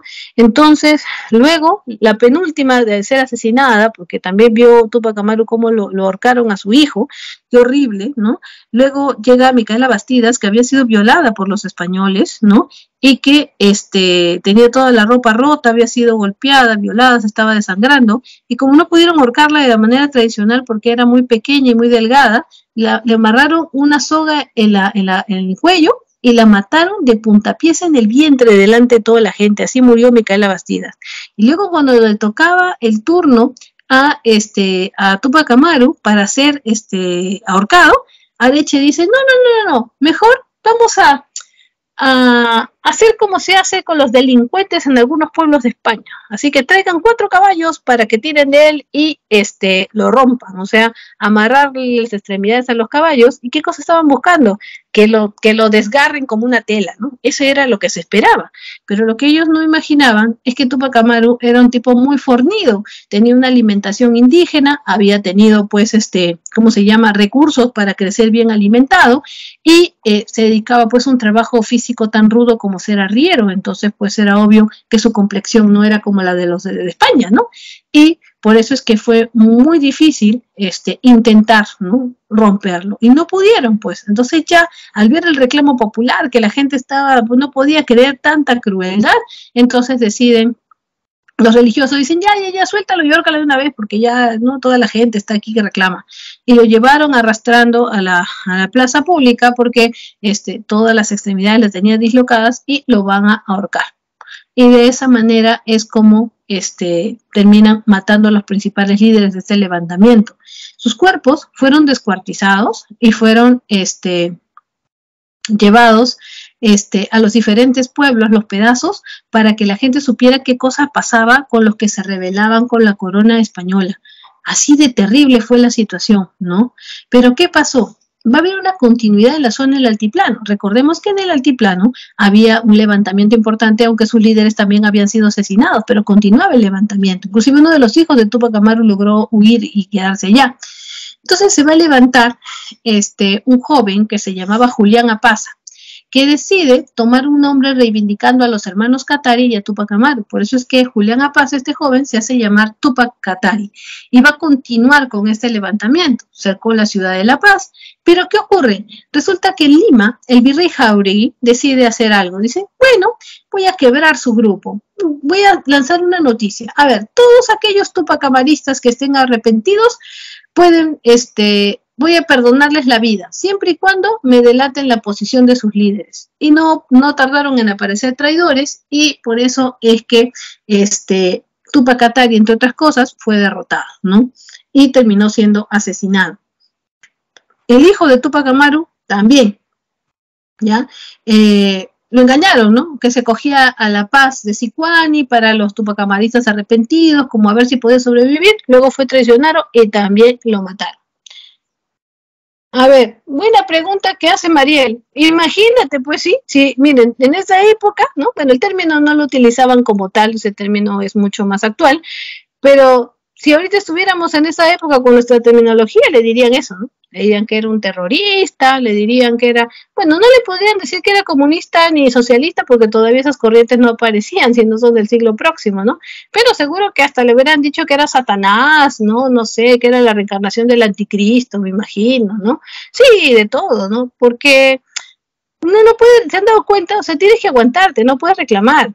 Póngase a pensar, ¿no? O sea, mañana, imagínense, le viene el recibo del agua, un montón, ¿no? Y la luz también, y se les hace impagable. Y ustedes van y reclaman y nadie les hace caso. Deciden hacer una marcha, todos los consumidores a quienes les están robando a través de la luz y el agua, y ustedes salen a protestar y agarra la policía, les mete balas, les baja un ojo, los deja inválidos, le meten esas balas que lo que hacen es reventar adentro del cuerpo, que te matan o te dejan cojo de un solo balazo porque te hacen reventar la pierna. ¿Pero por qué? Porque había salido a protestar, eras un terrorista, pues ¿cómo se te ocurre? Paga nomás, pues, ¿sí o no? Así es, pues, tienes que aguantarte, ¿no? O sea, reclamas eres terruco, pues sí, rojo, socialista, caviar, marxista, ¿no? Satanás, ¿no? Y todo el mundo va a hacer echarte la culpa, ¿no? Esa es la lógica que se maneja en la actualidad, y es una monstruosidad si se ha puesto a pensar, ¿no? O sea, la cosa es, ¿sabes qué? Cállate, paga, aguanta, ¿no? Y no digas nada, pues, ¿por qué? Porque tú no eres nada, no eres ni siquiera un ciudadano, no vales nada, no valemos nada. ¿Por qué? Porque somos cholos, somos serranos, somos indios, ¿no? Y los indios no tienen alma, ¿no? Los indios son animales que hablan, como decían los españoles en su tiempo, porque muchos creen que siguen viviendo en 1600, sí, efectivamente, ¿no? No era el término de la época, pero ya se pueden imaginar todo lo que decían de Túpac Amaru, ¿no? Cuando les convenía, él era un mestizo, y cuando no les convenía, era un indio secas, ¿no? O sea, hasta un marciano tiene más derechos, parece, ¿no? Para que vean, ¿no? Esa es la situación, ¿no? Y acá también nos ha servido para darnos cuenta de una cosa, chicos, ¿no? Cómo nos dicen las cosas, ¿no? Pero a veces lo que importa es que uno se ponga en el lugar de esa situación, ¿no? Entonces uno dice, sí, a veces ves las cosas muy lejanas, pero te pones a pensar, ¿y si yo tuviera que reclamar una injusticia, qué pasaría? ¿Cómo me dirían? Y si encima me matan, o si voy caminando por ahí y me matan, encima para justificar mi muerte, no, es que era un terrorista. Entonces usted pasa a la historia, a veces ni siquiera como que protesta, sino como que estaba pasando por la calle y lo mataron, pero con mucho roche lo mataron, que justificar, era un terruco, pues no, por eso lo matamos. Encima pasa la historia como un terruco, cuando de repente solo estaba yendo a comprar a la tienda. ¿Ve? Así, pasaba antes, está pasando, y ya como vemos, seguirá pasando, ¿no? Terrible, ¿no? Y esto de estudiar, por ejemplo, la rebelión de Túpac Amaru nos lleva a entender esta situación. Ahora, ¿qué es lo más importante de todo esto? Las consecuencias, ¿no? Las consecuencias es cómo España va a reaccionar luego de acabar con Túpac Amaru. Creyeron que habían acabado con toda la rebelión, pero tenían que asegurarse, ¿no?, de que esto no volviera a pasar. Entonces, ¿qué deciden hacer? A ver, suprimimos las mercancías, ya los corregidores no pueden vender mercancías porque eso ocasiona descontento, entonces mejor eso lo dejamos de lado. Otra cosa, a ver, que ya no existan los corregimientos, vamos a cambiar el sistema de administración, algo mejor, vamos a establecer intendencias, ya está. ¿Y qué más? Bueno, vamos a crear la audiencia del Cusco, o sea, un poder judicial en el Cusco, por si hay levantamientos, ahí mismo lo juzgamos, lo metemos presos, todo, ya no hay que mandarlos a Lima y todo, no, ahí todo. Por eso se crea la audiencia del Cusco. Y lo más terrible, un etnicidio, o sea, muerte a la cultura incaica, ¿no? A ver, se dan cuenta y dicen, no, hay que eliminar todo aquello que les haga recordar que fueron un imperio, porque si no recuerdan, si no saben sobre eso, van a creer que esto es la normalidad, lo van a ver como algo normal y no lo van a extrañar. Y ahí viene, pues, también es histórico cómo se ha condicionado que la gente no averigüe, no estudie, no sepa historia o tenga versiones tergiversadas de la historia para poder favorecer a los intereses de quién. ¿Quién se favorece cuando nos tergiversa la información? Los que están en el poder, las élites, ¿no? Lo que nos hacen creer que sí, pues es que ustedes perdieron las guerras de conquista, porque esto no fue una invasión, fue una conquista, ¿no? Y por supuesto, nosotros le vinimos a traer la civilización, la occidentalización, porque ustedes eran unos salvajes, unos animales, ¿no? Además, con el tiempo llegamos a darnos cuenta que eran menores de edad, o sea, como que no razonaban y necesitaban nuestra guía. Eso, ¿no? Y la gente lo lee y dice, sí, es cierto, soy un pobre retrasado mental, sí, si no me dice el patrón qué hacer, no sé qué haría con mi vida, ni siquiera puedo controlar mis esfínteres. ¿Somos así realmente? ¿O es una visión que nos han dado tergiversada de la historia como para que no nos demos cuenta realmente cuál es nuestro potencial? Y por eso hubo un etnicidio, y por eso este interés de ocultar la historia. Por ejemplo, se prohibió se prohibió la lectura de los comentarios reales de los incas, ¿no? ¿Y quién los leían básicamente? Los mestizos. ¿Para qué? Para que no salga otro Tupac Amaru, pues, ¿no? Y ahí está. Se prohibió, miren, que la gente le pusiera a sus hijos nombres indígenas. Se prohibió eso. ¿Por qué cree usted que cuando va al Ande, usted no encuentra, por ejemplo, personas que se llamen Tupac Amaru, Cusicuyo, ¿no? Nombres así, ¿no? No hay, debería ser así, ¿no? Pero ¿qué pasó? Se prohibió. Decía, no, cuando le pongan nombres a sus hijos tienen que ser del almanaque católico, en todos los casos, si no saben qué poner. Ahí el santo que les toque, ese nombre le ponen. Si nace el día San Agustín, se llama Agustín. Si es mujer, Agustina, ya está. Prohibido nombres incaico. Para cortarnos nuestra identidad, se prohibió que la gente hable en quechua. Esto puede ser la razón de por qué en el Perú, a pesar de ser un país ampliamente lleno de pueblos originarios, hay tanta persecución, rechazo y veto a lo que es la propia lengua incaica, ¿no? El quechua. Decía, porque cuando los indios hablan en quechua están complotando contra los españoles, entonces puedes obligarlos a que aprendan el castellano. Ahora, si te hacen eso, ¿tú qué vas a querer que tu hijo continúe hablando quechua si sabe que lo van a moler a golpes, que va a haber persecución? Entonces se da preferencia a que aprendan el castellano. Y eso se convierte, pues, en una forma de ir eliminando la lengua, ¿no? ¿Cuántos de nosotros, por ejemplo, con familiares provincianos, con orígenes provincianos? A ver, quizás usted tiene la suerte de haber tenido abuelitos, bisabuelitos o padres que les han enseñado el quechua. Eso es una suerte porque usted ya es un bilingüe o algunos de ustedes lo entienden aunque no lo hablen. Eso es una suerte, es un cerebro que está mucho más desarrollado que uno que solo habla una lengua. Pero también han habido casos en que no les han querido enseñar a propósito porque les han hecho creer que eso es ser menos, que eso es ser perseguido, que eso que nos metieron los españoles en la cabeza, ¿no? Y ahí viene pues un etnocidio, el acabar con nuestra cultura. Y peor aún, se prohibió que se vistieran como incas, que todavía la gente se vestía obviamente con ropa que venía desde la época incaica. Entonces dijeron, no, para que arrasar con su cultura, vamos a vestirlos como campesinos europeos. Y nos impusieron las polleras, los chalequitos, las blusas, los sombreritos, ¿no?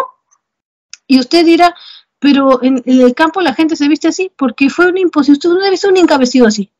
Fue una imposición de los españoles, que con el tiempo estos trajes ya se han vuelto mestizos, porque obviamente la gente va a incluir ahí características propias de los aguayos o los bordados, ¿no? Las liglas, los telares y una serie de aditamentos que son indígenas, pero ya se vuelven trajes mestizos, ¿no?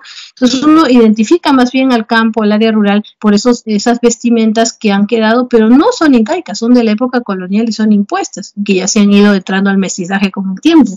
Entonces, ¿se da cuenta usted cómo esto ha sido sistemático, el veto a la cultura andina? En todo, hasta en el nombre, ¿no? Y esto pasa la factura. Entonces, cuando hoy en día vemos los problemas que se suscitan, tenemos que encontrar las raíces en eso que estamos estudiando ahora, jóvenes, ¿no? Porque nos damos cuenta de que la gente no está loca, ¿no? Y aquellos que, no sé, tienen tantos estudios en el extranjero y tanta plata y colegios pitucos y caro, ¿qué cosa dicen? No entiendo qué pasa, ¿no? ¿Por qué la gente actúa así, ¿no? Ay, solamente quieren la violencia, ¿no? Sí, que el diálogo son, ¿cuántos años son, no? Son sometidos a esta situación, a este veto, ¿no? ¿Qué piensan? ¿Somos animales? No somos animales, hay gente que se da cuenta. Entonces, ahí nosotros podemos encontrar las raíces, entender lo que pasa si usted entiende cuáles son las medidas que van a implantar los españoles para evitar los levantamientos. Pero ¿cuánto tiempo pueden evitarlo? Ya se van dando cuenta que su fórmula no les da resultados, ¿verdad? Sigamos. Y, como era lógico, ¿no? De venida la noche a los españoles. ¿Qué cosa es la crisis del imperio español, ¿no? Mientras todas esas cosas habían ocurrido aquí, allí en España, ¿qué pasaba? Bueno, en Europa, el fenómeno Napoleón, ¿no? Napoleón Bonaparte, ¿no? Va a entrar a invadir a muchos, ya en su cargo como emperador, a muchas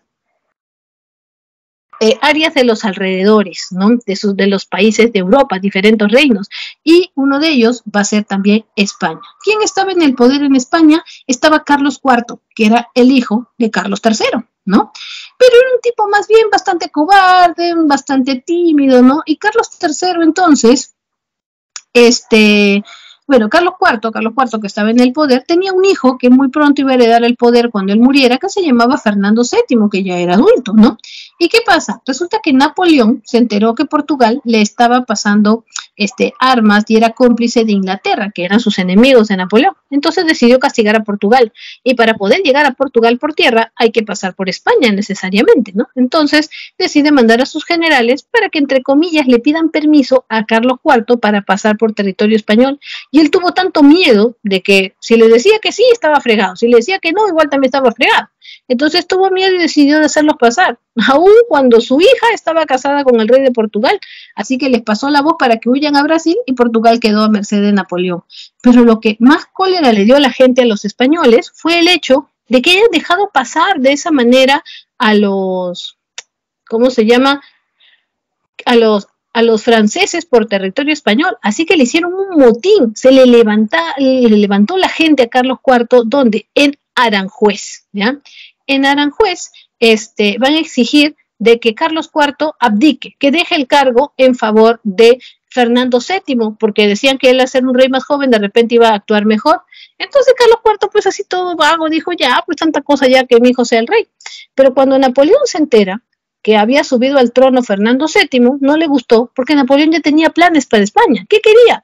Mandar a su hermano, José Bonaparte, para que fuera el rey de España y se hiciera llamar José I. Por eso dijo, segundo Fernando VII ha hecho un complot para que su papá pierda el cargo, lo ha obligado, lo voy a meter preso. Y lo metió preso Fernando VII y lo mandó a su hermano.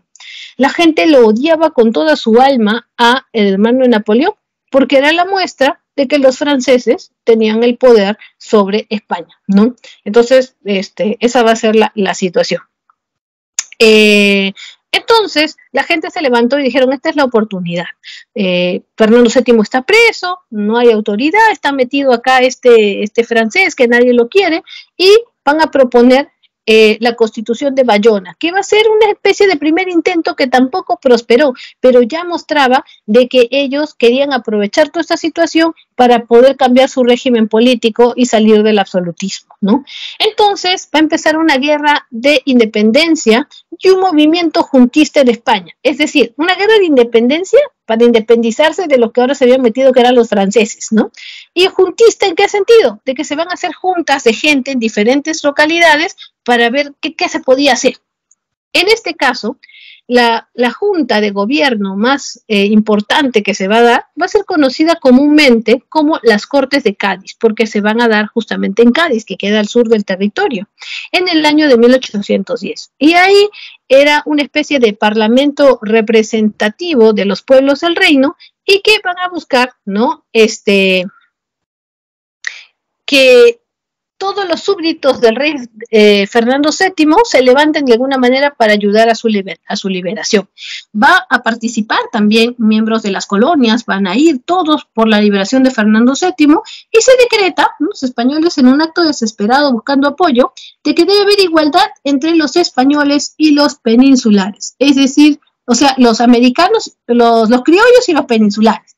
Entonces los criollos dicen, sí, no, ahora que les conviene, pero en realidad nosotros, si somos iguales, entonces queremos cargos políticos en América. Nótese el descontento de los criollos por ese aspecto, ¿no? Y por otro lado, deciden que también los indios de América son súbditos del rey de España y por lo tanto tienen que luchar también por su liberación. Y para que apoyen, se les va a abolir el tributo indígena, que ya no paguen, y también la mitad minera. Cosa que no se va a cumplir porque al menos el tributo indígena se va a seguir pagando hasta mediados de 1800, ¿no? Pero vea más o menos cuál es la forma de la desesperación de los españoles, lo cual terminó causando más indignación. En Cádiz, ¿no? Ahí mismo, en el margen de las Cortes de Cádiz, se va a producir la elaboración de la primera Constitución española, en donde se establece que el régimen político debe ser en adelante una monarquía constitucional, un rey que reine, pero que no gobierne, y de que la nación no es propiedad ni patrimonio de una dinastía, de un linaje, de una familia, rompiendo esta cadena de absolutismo. Además, van a promover la libertad de la imprenta y que se elimine la Santa Inquisición. Como se dan cuenta, se estaban aplicando medidas liberales en España, lo cual era histórico. ¿Qué pasó? Aquí en los virreinatos de América del Sur van a comenzar a gestarse juntas de gobierno, organizadas por ¿quiénes? Por los criollos en el interior de los cabildos, o sea, de las municipalidades, ¿no? En rechazo, ¿no? De la posible presencia francesa en América. Claro, porque los criollos lo que les preocupaba es que llegaran franceses a manejarlos y decían, no, yo acá tenemos cierto, sí, restringido, pero al final de cuentas tenían un orden y querían que fueran españoles y no franceses. Entonces, en su mayoría, estas juntas de gobierno aparecieron en América en apoyo al rey de España, buscando la liberación de Fernando VII y buscar cómo ayudar, como unas réplicas de las Cortes de Cádiz, ¿no? Eran fidelistas, eran fieles a Fernando VII, pero con el tiempo dijeron, ay, tanta cosa, mejor nos separamos, que ellos vean su problema y nosotros ya, porque si se van los peninsulares, los criollos quedamos aquí como los jefes de toda esta situación. Por eso es que nosotros vamos a ver que estas rebeliones, estas guerras de independencia están encabezadas por los criollos, porque al final, ¿quiénes son los que más se beneficiaron con la independencia? Los criollos son los que siguen gobernando hasta la actualidad incluso, ¿no? Y cuando no lo hacen, que hacen lo que sea para volver a retomar el poder, porque es un poder criollo y básicamente limeño, se da cuenta, ¿no? Porque la independencia no nos cambió en realidad nada. ¿A quiénes? A los indígenas, a los mestizos, a los afroperuanos y a todos los grupos sociales del interior del país. No, una rebelión criolla, ¿no? Y concentrada en Lima, aunque estuvo desplazada en ciertas guerras en el interior, pero básicamente el asunto era Lima, porque aquí también hay que entender una situación, ¿no? Lima, la capital del virreinato del Perú, ¿no? Era el punto en América del Sur donde estaba la mayor cantidad de españoles, o sea, era el hervidero de cucarachas, por decirlo así, y de nada servía exterminarlas en los diferentes virreinatos si el Perú seguía infestado de cucarachas, porque definitivamente de aquí iban a salir a poblar los otros lados otra vez, iban a reconquistar el poder. Entonces, todos eran conscientes, tanto en lo que es la corriente libertadora del sur, la de San Martín, o la del norte, que va a ser de Bolívar, eran conscientes de lo importante que era la independencia del Perú para garantizar sus propias independencias, porque si no, desde acá mismo salía todo el contingente de españoles para volver otra vez a la situación anterior. Por eso es que vamos a encontrar que aquí en el virreinato del Perú existía esa intención de hacer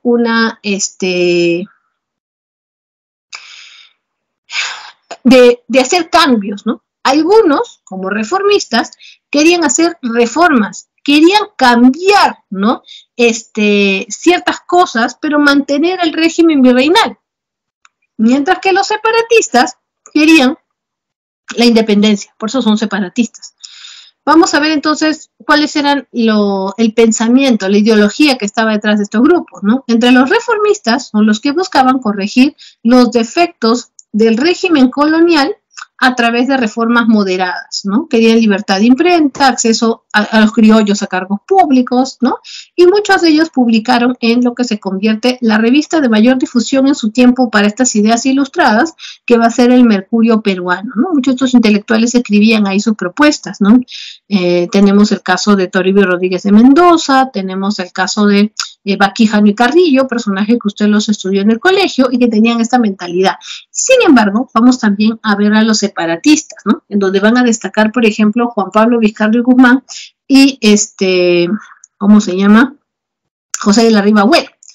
¿Qué es lo que planteaban los separatistas? Van a proponer la ruptura con la metrópoli española, o sea que ya no ser colonia, a través de una guerra de independencia, ¿no? Revolucionaria para lograr la emancipación de Hispanoamérica. Plantearon como solución la independencia del Perú, ¿no? Y ahí tenemos el pensamiento de Juan Pablo Vizcarra y Guzmán con su carta a los españoles americanos y con las 28 causas que decía José de la Riva Agüero que debían conducir a la independencia del Perú. Entonces ya estaba desatada la cosa. ¿Pero qué faltaba? Organización.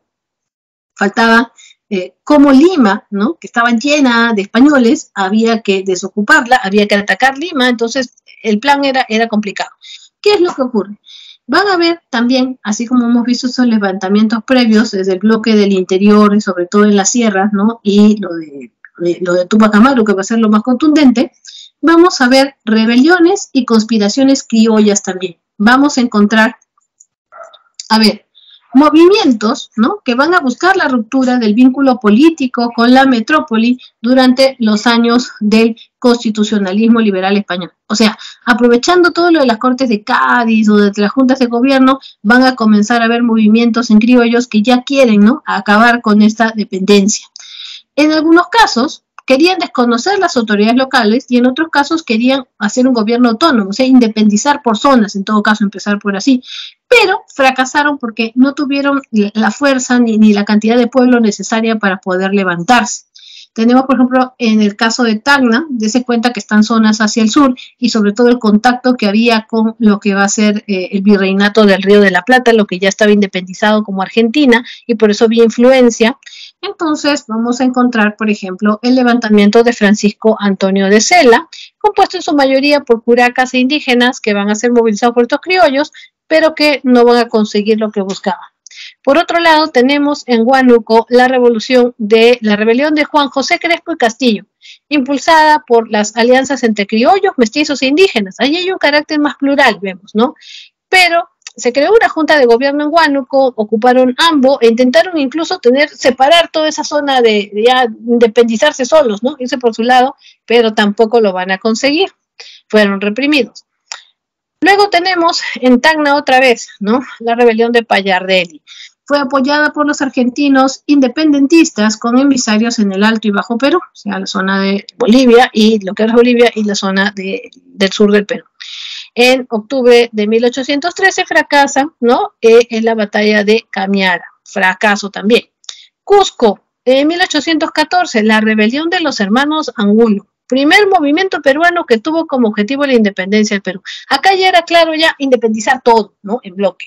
Pero también fueron aplastados en la batalla de Humachiri en 1815. Entonces, hasta acá tenemos puros intentos fallidos, pero es importante mencionarlos. Entonces, por eso nos preguntamos, ¿por qué tuvieron que venir los argentinos y luego, en este caso, los de la Gran Colombia con Bolívar a independizarlos? Acá está entendiendo, los movimientos no tenían suficiente fuerza y sobre todo por el tamaño del territorio, el profundo centralismo y la gran cantidad de españoles metidos en Lima.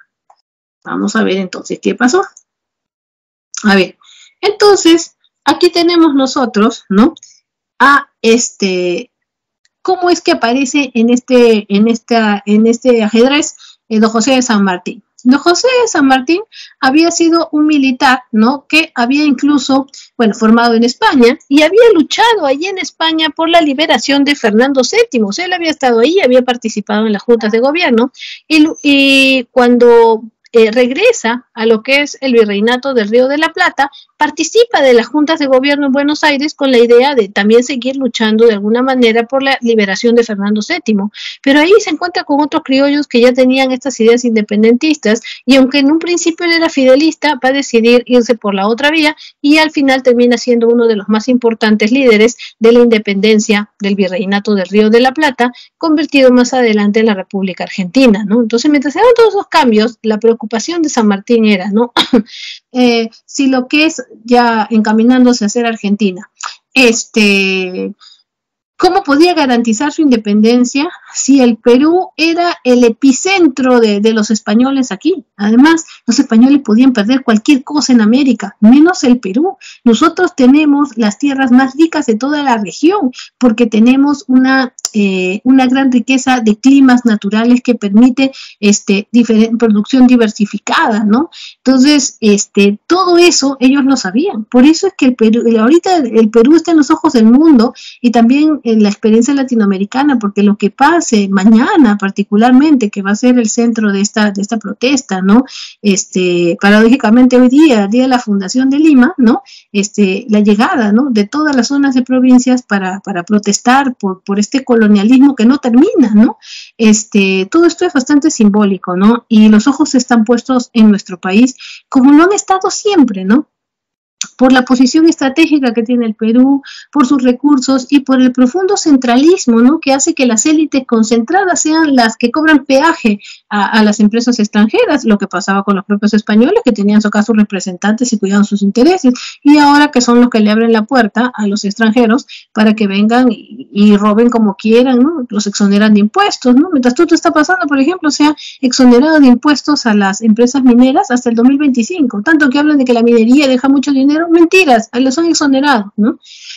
A Repsol también acaba de ganar una apelación para no pagar un multón. Así estamos, ¿no? Esa situación, quieren que nadie diga nada, ¿no?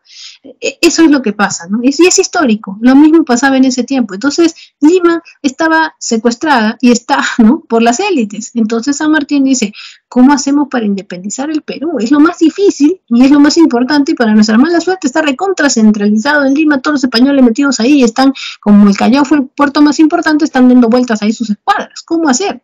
Entonces San Martín dice, a ver, con sus expedicionarios, ¿no? Tenemos que llegar a Lima, cruzar los Andes. Su tremendo viaje, vamos a llegar hechos un desastre. ¿La otra ruta cuál sería? Vamos por mar, pues. Pero para llegar por mar al Virreinato del Perú había que cruzar por la Capitanía General de Chile, ¿no? Y Chile tampoco estaba independizado. Entonces, para independizar al Perú, lo que hace San Martín es independizar Chile, que lo va a conseguir después del cruce de los Andes entre Argentina con Chile para llegar ahí, y de la batalla de Maipú en 1818, en donde va a quedar ya de representante, digamos, de San Martín y de toda su gente en Chile, Bernardo O'Higgins, ¿no?, que lo valoran tanto como a San Martín por allá y es el símbolo de su independencia. Entonces San Martín ahí ya en Chile dice, bueno, ya, desde acá voy a iniciar cómo se va a dar la campaña libertadora, la corriente libertadora del sur llegando al Virreinato del Perú para independizarlo. Entonces habla con su expedicionario marítimo, que va a ser Lord Thomas Cochrane. Lord Thomas Cochrane, más conocido como Cochrane por todos nosotros, era pues un corsario escocés que estaba a su servicio y le dice, ¿sabes qué? Te vas a recorrer las costas del Virreinato del Perú y me vas a avisar por dónde nos podemos meter. Cuando regresa, le dice Cochrane a San Martín, ¿sabe qué, San Martín? He cruzado toda la costa del Perú y cuando he pasado por Lima, está infestado de españoles, toda la escuadra está ahí en el puerto de Callao en el mar. Es más, cuando me han visto cerca, al ver un barco extraño, me han disparado cañonazos, así que me he tenido que ir, y me he ido hasta arriba, hasta la parte de Guayaquil, pertenecía al Virreinato del Perú, y ahí he encontrado que hay mucho entusiasmo por la independencia, así que en tu nombre, San Martín, he independizado Guayaquil. Ya, muy bien.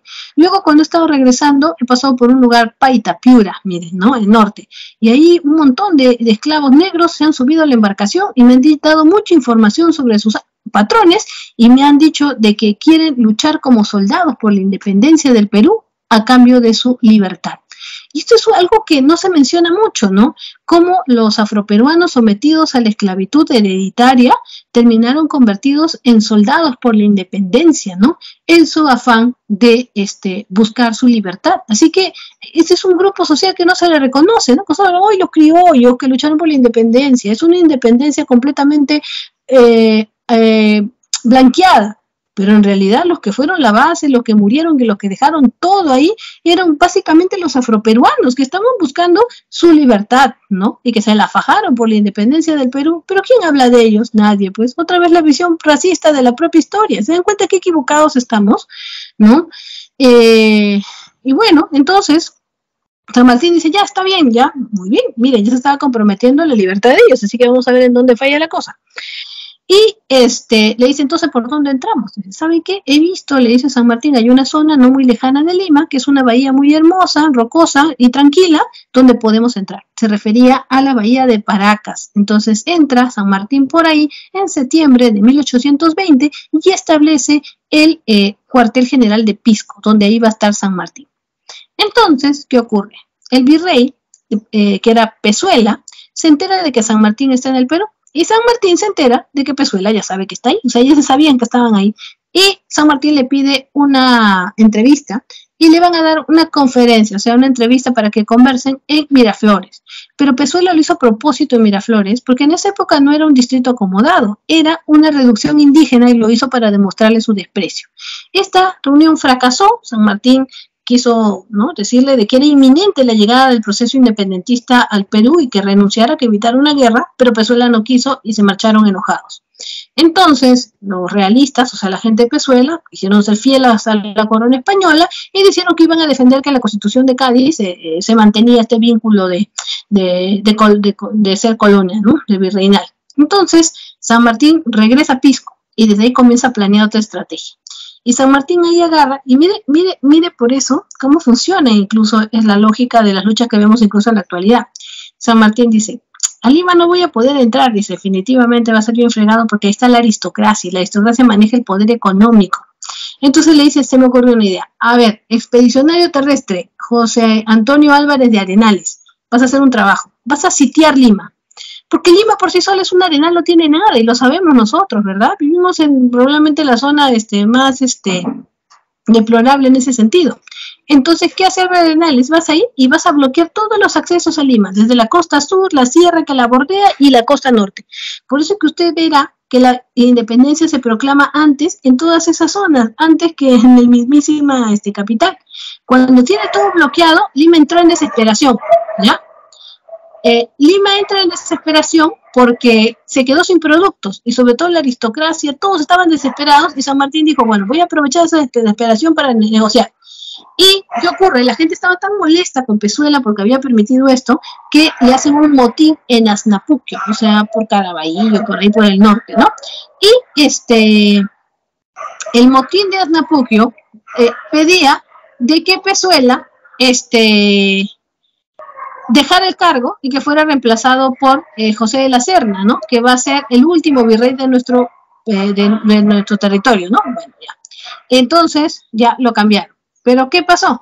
Ya viendo la desesperación de Lima, los aristócratas, ¿no?, San Martín dice, hay que reunir, no sé qué reunir, los aristócratas dicen, ya bueno, vamos a escuchar qué cosa quiere San Martín.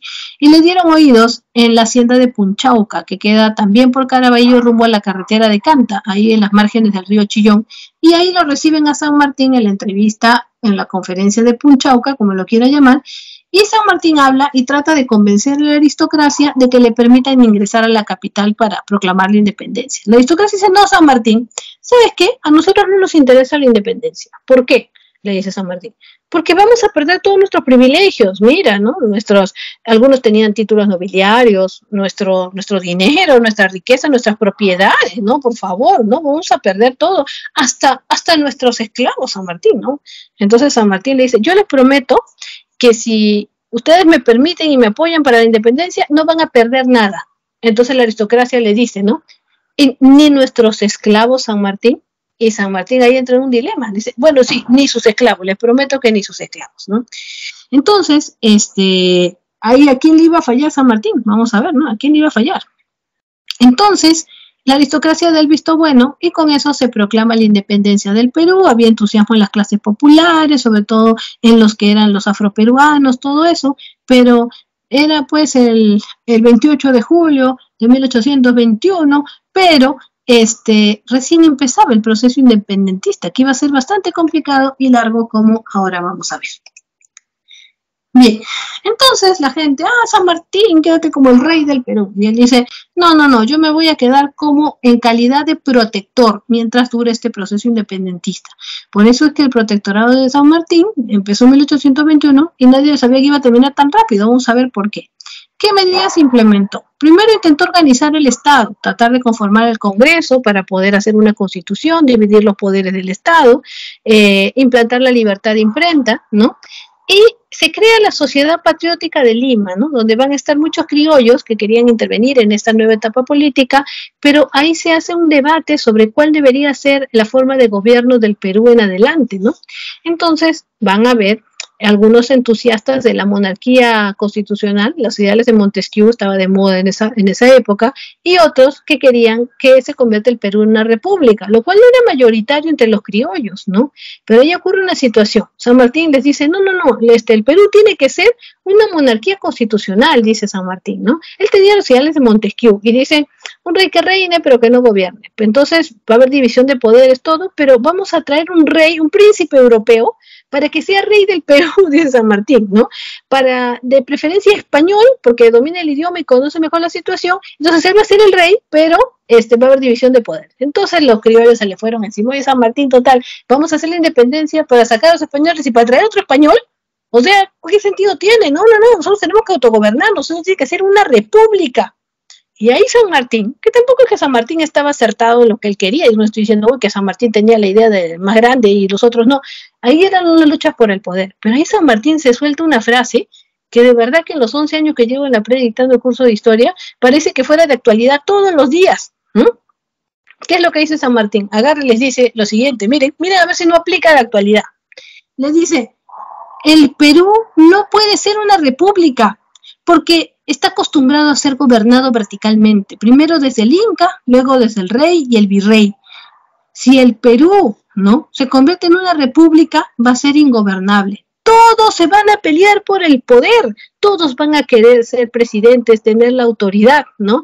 Y se van a perder en guerras intestinas y fratricidas, y van a causar un desgobierno que solamente va a conducir a que las potencias los colonicen o que España vuelva a quererlos colonizar, ¿no?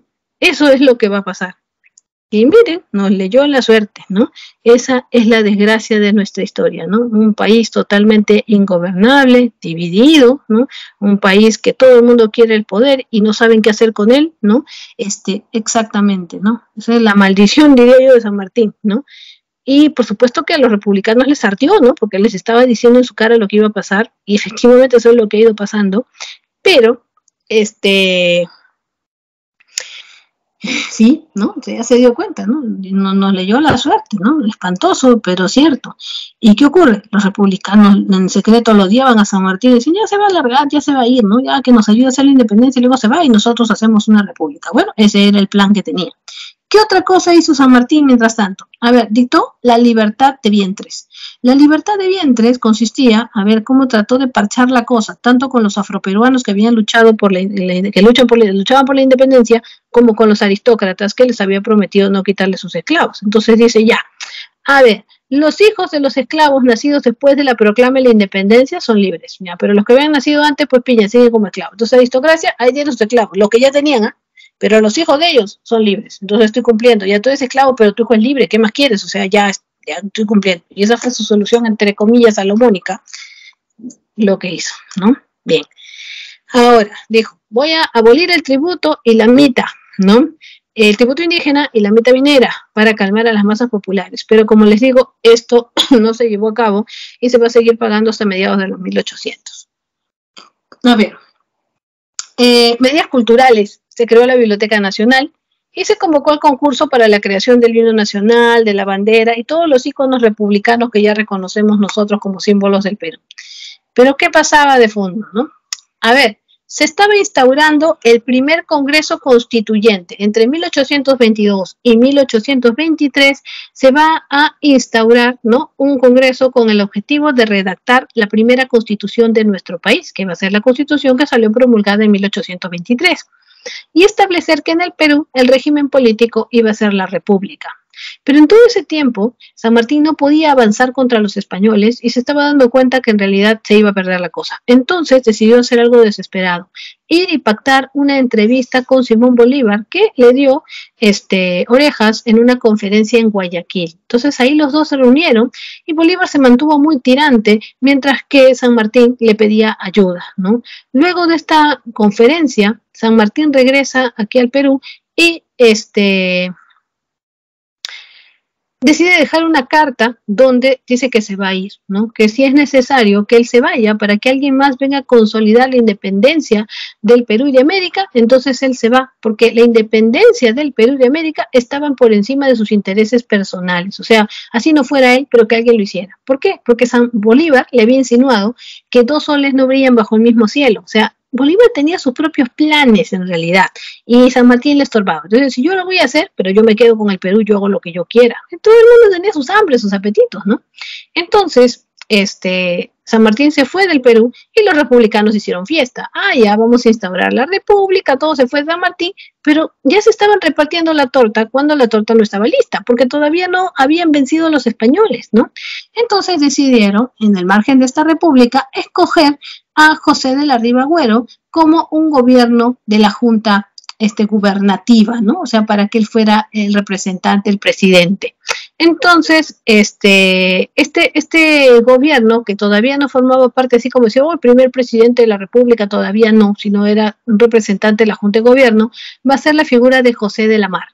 Pero José de la Mar, ¿no?, era militar, hizo ¿para qué lo habían puesto? Para que él se encargue de acabar con las fuerzas realistas españolas en la primera campaña de puertos intermedios. O sea, los puertos que estaban comprendidos entre Lima y lo que va a ser el sur del virreinato, por ahí entraban y salían como les daba la gana a los españoles. Entonces, la idea que va a tener él es, atacar, ¿no? Pero no logró nada, fracasó en Torata, en Moquegua, en el sur, y con eso la gente se le fue encima. ¿Qué cosa querían? Que salga José de la Mar y querían que entre ya un presidente, ¿no? Entonces, el Congreso, ¿no?, va a ser presionado ¿por quién? Por un militar, Santa Cruz, Andrés de Santa Cruz, para que nombren de presidente a José de la Riva Agüero. Y esto porque el clamor popular también estaba en compás con esto en el distrito de La Victoria, en la zona de Balconcillo, por eso se llama el motín de Balconcillo, donde exigen que el que sea presidente sea José de la Riva Agüero, ¿no? Y de esa manera entonces ya había un nuevo presidente. ¿De qué se tenía que hacer cargo José de la Riva Agüero? Se tenía que hacer cargo de la segunda campaña de puertos intermedios, lo cual también fue un rotundo fracaso. Nótese que poco tiempo llega a gobernar, mire, hace 200 años exactamente, de febrero de 1823 a junio de 1823. ¿Qué cosa pasó? Como no pudo hacerlo y no les convenía, y entonces, miren, la historia se repite, el Congreso opacó a José de la Riva Agüero, y como él no se resignó a eso, fue y hizo un gobierno paralelo desde Trujillo donde él quería seguir siendo el presidente, pero acá el Congreso lo va a nombrar a Torre Tagle, al marqués de Torre Tagle, para que sea el presidente. Entonces ya divisionismo. ¿Y qué ocurre? El marqués de Torre Tagle va a tener un gobierno acá en Lima, paralelo con el de Riva Agüero en Trujillo, pero le va a durar de julio de 1823 hasta febrero de 1824. En el tiempo que estaba Torre Tagle en el poder, llega al Perú Simón Bolívar. Y en ese tiempo también se promulga la primera Constitución del Perú, la de 1823. Pero después el Congreso terminó también destituyéndolo, ¿no? A Torre Tagle lo van a acusar de que él terminó en conversaciones con el virrey La Serna y con los españoles, como que había traicionado la causa independentista, y luego también quisieron tirarle ese barro a José de la Riva Agüero. Al menos lo de José de la Riva Agüero todavía está en discusión si realmente fue un traidor o no lo fue, pero en el caso de Torre Tagle sí, él entró en conversaciones con los realistas y fue captado por él. Por eso es que fue y se escondió en lo que era el último bastión de los realistas, de los españoles aquí en Lima, conforme iba avanzando el movimiento independentista, que va a ser el Real Felipe, la fortaleza Real Felipe. Ahí mucha gente que era pro española se van a refugiar y van a terminar pues infectados por el hacinamiento, se van a enfermar de peste, muchos van a estar rodeados de heces, de orines, y van a morir ahí en la más absoluta miseria y hacinamiento, ¿no? Y uno de los que muere ahí también fue Torre Tagle, que se fue a refugiar por miedo de que lo maten los independentistas por afuera, ¿no? Sigamos. Bien, entonces, la corriente libertadora del norte ya entra con todo, ¿no? Bolívar llega al Perú y lo que hace el Congreso es nombrarlo dictador, pero no vaya a pensar que lo hizo por ofenderlo, sino que en ese tiempo, esta categoría, como usted recuerda, en la República Romana existía el concepto de ser un dictador, o sea, alguien que dicte leyes de emergencia en un contexto, pues, en este caso de guerra, ¿no? Y por eso es que le van a dar todas las herramientas para que sea, ¿cómo se llama? Bolívar, el que decida.